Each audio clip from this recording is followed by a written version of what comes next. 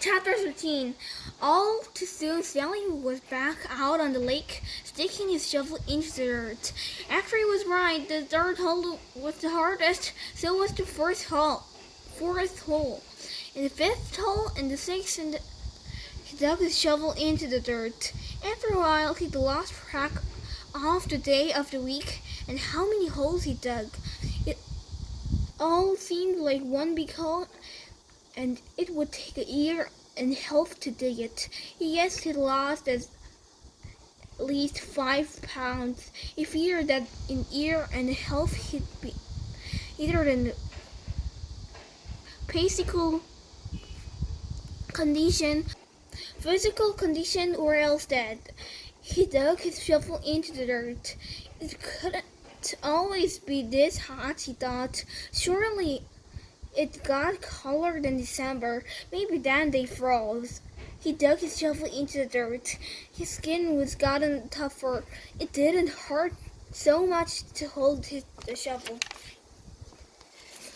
As he drank from his canteen, he looked up at the sky. A cloud had appeared earlier in the day. It was the first cloud he could remember seeing since coming to Camphorn Lake. He and the other boys had been watching it all day, hoping it would move in front of the sun.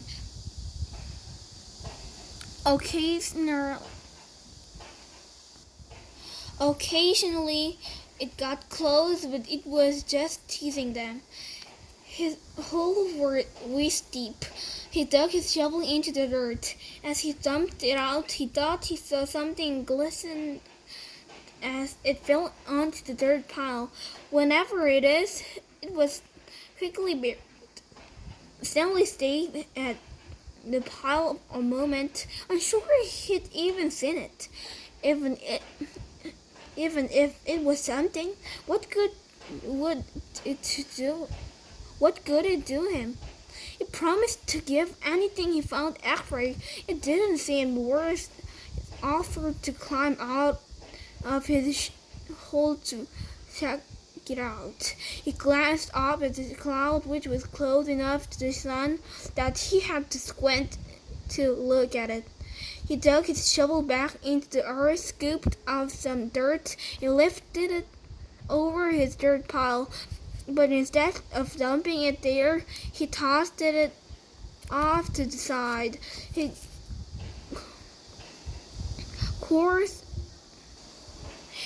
curiosity had gotten the better of him. He climbed up out his hole and shifted his fingers through the pile. He felt something hard and metallic. He pulled it out. It was a gold tube about as long and wide as the second finger on the right hand. The tube was open at one end and closed at the other. He used a few drops of his precious water to clean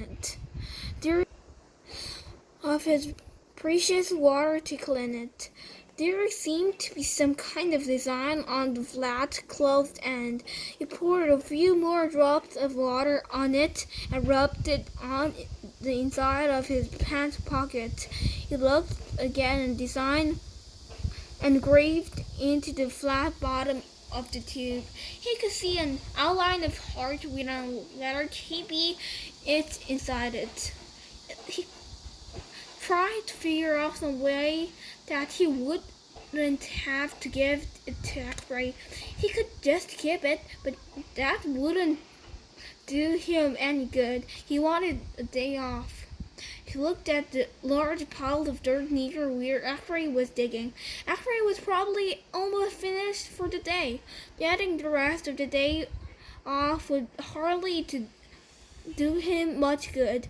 X-ray would first have to show the tube to Mr. Sir or Mr. Pendeski, who would then have to show it to the warden. By then, X-ray might be done anyway. Stanley wondered about trying to secretly take the tube directly to the warden. He could explain the situation to warden, and the warden might be make up an excuse for giving him the day off, so Avery wouldn't suspect. He looked across the lake toward the cabin under the 2 oak trees. The place scared him.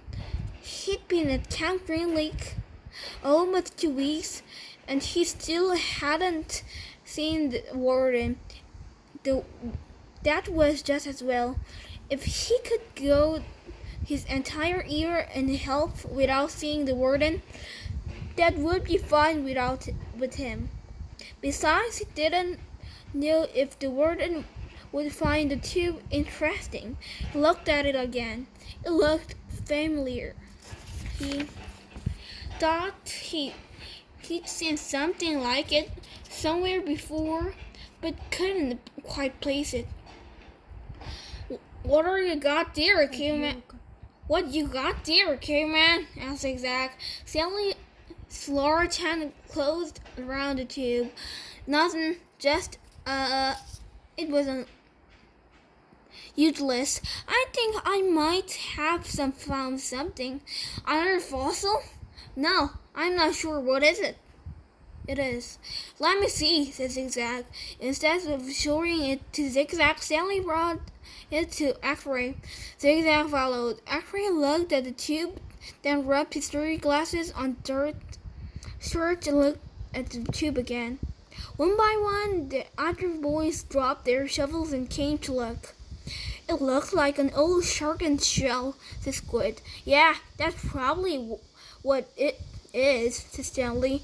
He decided not to mention the engraved design. Maybe nobody would notice it. He dotted. Alfred could see it. No, it's too long and thin to be sharpened shell, said Margaret. It probably just picks up junk, said Stanley. Well, I'll show it to Mom, Alfred. See what he thinks. Who knows, maybe I'll get the day off. Your host almost finished, Stanley. Yeah, so? Stanley raised and lowered his shoulder. So why won't you wait until tomorrow to show it to Mom? He suggested. You can pretend you found it first thing in the morning. Then you can get it the whole day off instead of just an hour or so this afternoon. Alfred smiled. Good thinking, caveman. He dropped the tube into his large pocket and right leg of his dirty orange pants. Stanley returned to his hole. When the water truck came, Stanley started to take his place at the end of the line, but Alfred told him to get behind Margaret in front of Zero. Stanley moved up one place in line.